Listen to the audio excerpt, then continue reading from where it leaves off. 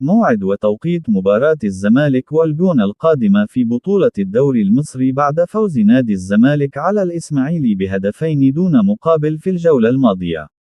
وسيلتقي نادي الزمالك مع الجونة في المباراة القادمة في منافسات الجولة الثامنة من الدوري المصري يوم الثلاثاء المقبل 23 سبتمبر في 8 مساء بتوقيت القاهرة والسعودية، وقطر 9 بتوقيت الإمارات، على استاد القاهرة الدولي. وستذاع المباراة عبر قناة أون تايم سبورت.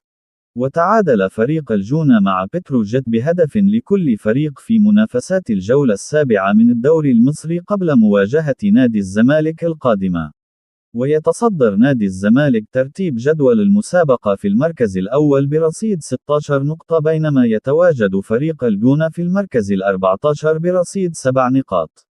وستكون مباراة نادي الزمالك القادمة أمام الجونة البروفة الأخيرة قبل مباراة القمة القادمة أمام النادي الأهلي في منافسات الجولة التاسعة من الدوري المصري يوم الاثنين 29 سبتمبر.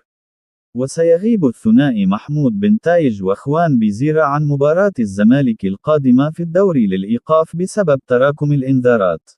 ويسعى نادي الزمالك للفوز في المباراة القادمة وحصد ال3 نقاط لمواصلة تصدر ترتيب المسابقة، ولتكون دفعة معنوية للفريق قبل مواجهة النادي الأهلي، وذلك في مشوار الفريق نحو استعادة اللقب.